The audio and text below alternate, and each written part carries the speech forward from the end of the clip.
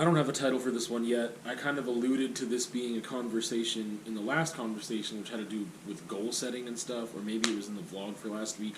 Honestly, can't remember.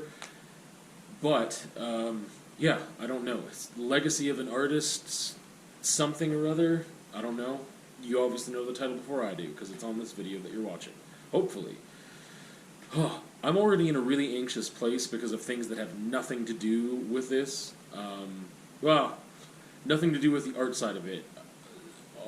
Somewhat to do with the mortality part of it, and the fear of dying part of it.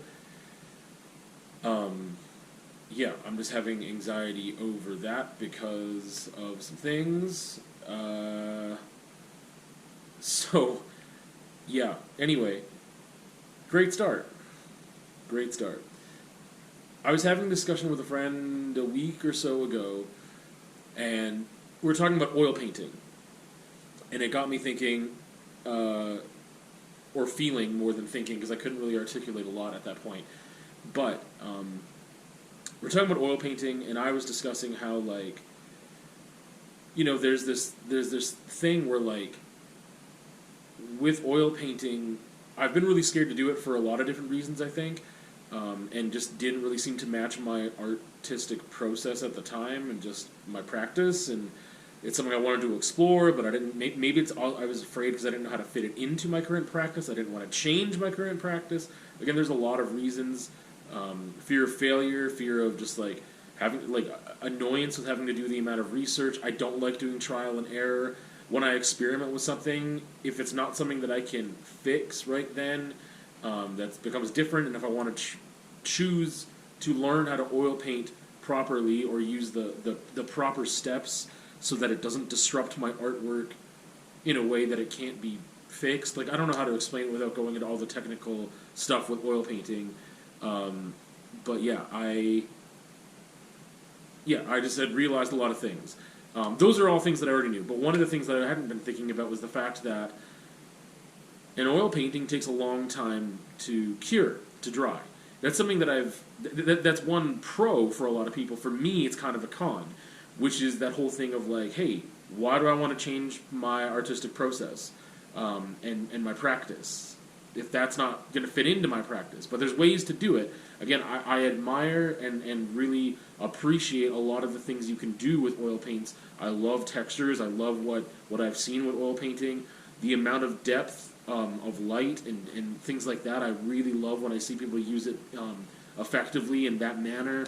Like, there's so many things. I'm like, I could really add this to my toolkit. You know, like I could do my own thing with oil painting. But during that short discussion I was having, I had kind of realized that maybe one other issue for me, whether it was subconscious or not, or maybe it's a new thing that whatever, like, I don't know, is the fact that because it won't dry. Like, I thought it was just my impatience, but because the oil painting won't dry and be properly ready for, like, a finish on it and stuff, perhaps for months, it also it's not done. Like, it's not complete. And I have, like, this weird thing about, like, I guess a lot of this is stuff that I'm just discovering, and it's why for this conversation especially, like, it's not me just relaying the information that I have come to terms with or understood. I'm still figuring it out while I'm talking right now. So I guess, like, there's a thing of, like, I don't like to have projects that are incomplete, or they have to be at a certain stage, right? Like, and I just, like, so there's one thing that I wanted to do for a long time, and like, for years now, and that's have, like, this photo booklet thing. Like, there's a lot of photos that I've taken that I'm really proud of, that I really enjoy, and there were some poetry things that I wanted to incorporate there because they're actually photos of the text, of, like, my handwritten text of the poetry with edits and things that made sense for the tone and the mood, and I wanted a way to display those things, and I thought it would be, rather than having, like, an exhibition or something, I wanted to create a book. That was partly inspired by my friend Jordan, who had self-published a couple things himself, including a short story collection, and then a novel after that. And so I thought, you know what, he did it, like, I can do it. And it's one of those things that, like, not because, like, man, dude's an idiot, and if he can do it, anyone can do it. No. It was just like, oh, like, this is a thing that can be done. Like, I can just go and do this thing. And, we don't edit out sneezes here. If you're not familiar, we keep sneezes in. So, yeah, it's been on my mind for years. And at one point, I started the process, and then I just, like, couldn't finish it, so I basically went back to square one. And it's one of those things that it will take time. It's not the type of creating that I'm used to. Because for over a decade and a bit, part of my process, even with visual art, or a lot of different art, was doing it in one sitting. If I were to write poetry, I don't like editing. Generally do it in one sitting. Even if I'm writing a song, a lot of it is probably based off of some other lines that I've written here and there. And those little fragments, to me, in some ways those fragments are complete, or they sit there until I can use them for something. So they didn't feel incomplete necessarily. And some of those fragments became photos. Some of those fragments became, yeah, this is just what poetry is for me now. And I was able to, like, kind of figure out, like, because I had this nagging thing of, like, these are incomplete. I've got, like, this great line and nowhere to use it. Well, that great line by itself, that's the poem. That's it. I took a picture of it, and maybe I can insert one of those here if I remember to do so. I would take a picture of it. I'm like, this is the art. Like, this is it now. Like, that's all that I needed. Like, we're good, you know? And so, yeah, with visual art, too. Like, for years and years and years, my pieces generally had to be done in one sitting. Abstracts was the thing, especially, because I really wanted to capture that specific moment. And I didn't realize until I was teaching an art class, is it last year already? It can't be. No. I can't believe how slow this year has been. It's weird, because usually I feel like as you get older, time speeds up. But, like, a lot's happened in this past year. I can't believe it's been less than 12 months even since I've been living in the place I'm living. Anyway, not even last year. So 6 months ago, whatever, summertime, spring, doing some art classes. That's how I learned about some of my artistic process and why I do things the way I do, like with abstracts. Why I'd been doing it that way for so long, I got into that habit, and it was for different reasons, and then I just kept it going and kind of supplied my own reason as to why it made sense, and it didn't really make sense, and it caused me a lot of anxiety to create that way, to feel like I had to finish something in one sitting. Again, that was applicable to abstracts mostly before anything else, because I would have stages for things like a portrait. I would have a background and have to draw it. I'd have to draw from my reference photo. I'd have to draw like an outline of my figure. And usually, because that took me a while to draw, because I'm not great at drawing, then I would be frustrated with it and be like, fine, whatever, like, I'm done with it, or it took so long or whatever that I didn't have time to paint or the desire to paint it anymore. And then the next stage was painting. Obviously that dries, and then I've got to put a finish on it. But there's three main stages for me to do like a portrait or like a landscape or something like that, where I am using a reference photo. I don't use reference photos as much as I used to in the same way, or I don't draw them out. Like, I'm doing a lot more drawing while painting. But regardless, abstracts, I had this firm rule that I had to do it in one sitting, and it was to capture that moment, because I'm never going to feel the exact same way. And although I can understand the value to that or the concept behind it, for me it was better and healthier for myself and my art practice, which are kind of the same thing, but I mean for my mental health and my creative self, which again, a lot of the times for me are the same thing, for me to disrupt that whole thing and realize, like, no, this is process. Like, well, why can't this painting be a culmination of 3 different sessions? And that's what the painting's about. It doesn't have to be about one single thing. I don't have to push myself to finish this in one sitting, because if I can't actually visually resolve it, which I do care about, and analyze it and really make sure that things work visually, I'm not happy with the painting. Why am I calling a painting finished if I'm not happy with it? So that was once I hit that mental shift, it was quick. Like, I didn't need time to really get used to it. I was like, oh, I felt so relieved. Back to the other thing, artist, legacy, etc. With oil painting, I feel like there might be a part of me that is finding it difficult to jump into that, because it's not going to dry for a long time. Therefore, it's not done. And this whole other notion is that, like, I can't document it until it's done. Like, it needs to be dry.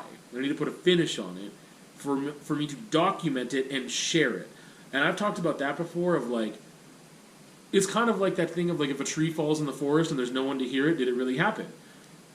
I don't create... I create for me... This is going to be hard to follow, maybe, and maybe it's because you don't believe or think my feelings about this are valid, but, like, I create for me because I need to do it. But it's really hard for me to create and not share and feel like I did something. I think that, again, even when I do things that are what I would call private, I get satisfaction out of sharing that. So if I make private art, sometimes, I mean, I make things for people that are in my life, like family and friends or loved ones, whatever, and I still share that art. I still share that. I don't necessarily share that I made it for this specific individual.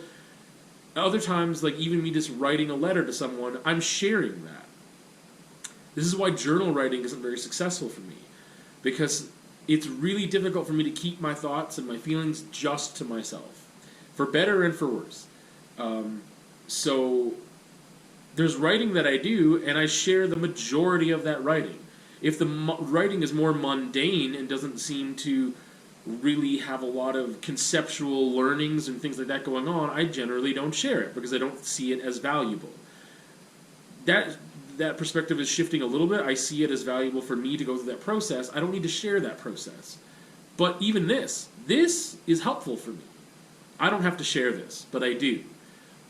And that's what's interesting, is like, I don't need to share this with anyone. I can just have this conversation. I don't even need the camera. I can figure out a way to just do it with, like, myself and learn these things.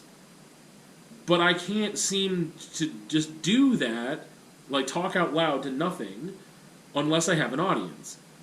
And I think a lot of people would say, well, yeah, because you are more rational or sane, or who's going to sit there and talk to themselves out loud in a room? But the thing is that, like, if that's what helps me externally process, because I externally process through art, I externally process through writing as well, but those art forms are different, and I learn differently. Talking out loud, as I've mentioned many times, for external processing for me, I speak way faster than I think, so I am just saying way more feelings, and there's less filter of my brain and thinking. So, yeah, it's a thing that it's helpful, so even if someone thought that was crazy or whatever, if it's helpful for me and it's helping me understand myself better and whatever, why shouldn't I do that? But then what is the purpose of sharing it? And I think it would be a lie to say the reason that I share it is because other people out there need to know that they're not alone. And, like, no, that's part of the reason, but it's not the reason. And I don't know what that compulsion is, but I think it has something to do with the art isn't complete until it is witnessed by somebody else. Even if it's a private letter. Oh, I don't want to keep that letter to myself. I wrote it for someone else. Which for me goes back to art being communication. And you could say that I'm communicating to myself. I have an artistic process, like some people journal write, and I've tried at several points in my life, but it's not rewarding enough for me to continue the habit. And part of that is maybe like, oh, I don't believe in the process enough, or like I am growing from that, I'm learning from that, but because there isn't an external reward or validation, then therefore it's not enough for me. Now, to address that, which I've addressed before in previous videos, and I'll try to link those videos at the end of this video, or if you're listening to the podcast, yeah, I would search the keyword art maybe or something, but I've talked about this before of how, like, I don't feel like I need the validation from other people. It's not like, if I posted something and I got 0 likes, I don't care, because it's there. It has been seen, or will be seen, and it's there until we can't access that website anymore, or the internet anymore, or whatever. Or if something weird happens and my account gets deleted, like, it's there. Or like the physical things that I've created are there. They're present. Someone has hopefully witnessed them. It's why it's kind of really difficult for me when I'm really expressive and have the time and the ability and desire to create, and yet my works stay in the basement without being shared physically, without someone else to enjoy them. Which is another reason why I recognize the fact that I need to sell work in order to keep making work, because I don't have the financial means to just not sell any work and continue to have the supplies to create new stuff. With the stuff I'm creating. I could do that with a paper and pencil. I could do that with speech and poetry and whatever else. Things that are free and expressive. But one of the methods I use is visual art, and that costs money. And it's why I'm willing to compromise on price a lot of times, because I'm like, I would rather break even and have this person have the piece. And I always thought that was because I want, and it's it's a part of it, but I don't think it's the whole piece of it. Therefore, it is not the truth, it is a truth. That I want someone to be able to enjoy it, rather than it sitting in the basement. But it's not altruistic, otherwise I would just, I'd be donating my art all the time, or whatever. It's also because I get something out of that. I get this validation of my existence, and part of my heart and soul and mind, and part of me and my spirit and my energy is within that piece of art. And if it's shared with someone else, then I exist more than I do if I were trapped on it. I just realized maybe that's a massive fear. I don't like being alone. I can be alone right now because I have faith that in a few hours I won't be alone. But if I were Castaway style, trapped on a desert island type thing, I don't think I would fare very well mentally, and I think it would be really quick, because I am scared of mortality, I'm scared of the unknown, I don't have the confidence in my ability to actually live in a scenario like that where I have to create my own shelter and find food and whatever else. But also, I just think the lack of, I don't know how quickly my mental health might deteriorate, because if my identity is partly built upon my ability to communicate with others, to validate the fact that I exist at all, just knocked over a spray can, then I wouldn't have that. And I'd have to find a way to, what would I do? You know what I mean? If I start tagging up all the rocks with other rocks, or carving in trees or something, and say, John was here, is that enough? I don't know. So I think with oil painting, to go back to that, which seems absurd now, but I think part of it is the fact that it's incomplete. It would take so long for it to finish that it makes me anxious to think about it. It makes me anxious to think about this piece of art that is incomplete. It is incomplete. Sometimes I've thought about, what if I'm creating this footage right now and nobody sees it? What if I'm involved in some weird activity, there's one time, years ago, where my friends and I got trapped not trapped. We were in an elevator that we were going up, and it shook, it stopped, and it started to go down. And I thought I was going to die. And I don't think I was the only one out of the four of us that maybe thought that might happen. But then I was filming, and part of, in the GoPro, it's in a video of, you type in the word Calgary, and it's one of those episodes, and you can find it in the description. Because there's not very many videos in my channel that have the words Calgary in the title or description. So I think I messed up my sentence there, but hopefully you understand what I'm saying, because I don't even remember how to correct it, because I don't remember what I said. So, I think that, in that moment, there was a part of me that's yeah, I'm filming this, but for what purpose? Because if we die right now, what if no one gets to see this? What if they don't find the camera? What if it's obliterated? What if whatever? And that goes back to this whole weird thing of legacy, but then it trips me up, because then it should be, how do I combat that fear? It should be about being present. Again, all this is really related to my anxiety. And this whole thing is something I'm exploring in a body of work right now, of self-portraits, which are not just portraits of my face, but of other people as well. I actually just sold one to a friend of mine who's giving it to a family member as a gift, and it was the portrait of Bo Burnham, and it was titled Art Harlot, which is what he called himself in one of his specials. And I identified with that and a lot of other things with Bo Burnham, and I felt like this was really a portrait of me, just using this other person that I identify with in certain areas of life and certain parts of his expression, especially being an art harlot. The way that he described it, I definitely identified with that. Regardless, so all of this, anxiety, fear of mortality, and how those are tied together, legacy, obviously tied into there, and how I express myself, how I can leave a legacy, is through creating. So this is all wrapped up in a body of work that I'm creating right now. Whether it ever sees the light of day or has an exhibition, I don't know. I also just mentioned I sold one of those pieces. I'm not hoarding those pieces. That's also because of this thing of like creating a body of work. It's hard for me to hold on to the body of work. One reason, because financially, if someone buys it, I need the money now. I can't invest in having 20 pieces for later. Maybe they won't sell at all, and some of those would have sold if people saw them now versus then. But also part of it is that like I have a lot of ideas about this. I can continue making the work. I believe I will have a sufficient number of works to fill a space. And part of it is like, again, like, oh, I would rather post it and someone has the opportunity to say they're interested, and then that physical piece, part of me, can be in the presence of someone else, and therefore that also somewhat ensures my legacy. Back to the oil painting. A friend was saying that, like, oh, it's interesting because oil painting lasts a lot longer when done correctly.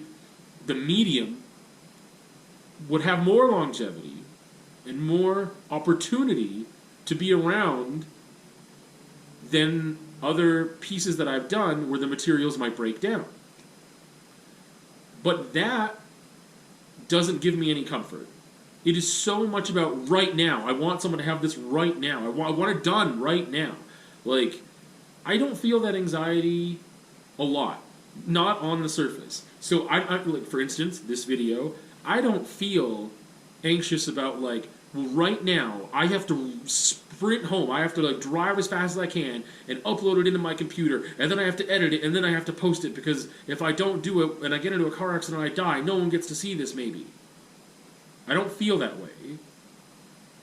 I don't think I feel that way. I don't do that thing, put it that way. But depending on where I'm at with my anxiety and other issues, I sometimes have that thought, but I don't do it. It's not that pressing. And there will always be something unfinished, because I'm always going to want to continue doing stuff. But the difference is when something is like, there's just stages. If it's just here and no one knows about it, I might really want to do it, but I don't feel the same pressure as if I actually physically started the project and haven't finished the project. However, you know, painting a simple background, like one color, knowing what I'm going to put on it, I have a couple pieces like that that have been sitting there for a year or more. And I want to finish them. But I haven't started doing enough on them to feel the pressure of it being incomplete. It just feels like it never was started. It was started here and actually here too, but not enough that I would call it incomplete. No one would walk into the studio and be like, there's an unfinished painting. And it's this interesting thing where I feel like, man, if someone walked into my studio after I had just died, how would I want it to look? I haven't really thought about that until this conversation. And part of me is like, well, you know, like, if it just looked clean and presentable in this very formal way of, like, this is a beautiful space and things are tidy and neat, or if it's just an absolute disaster and a mess and you see all these works in progress, I honestly can't decide what I would want someone to see.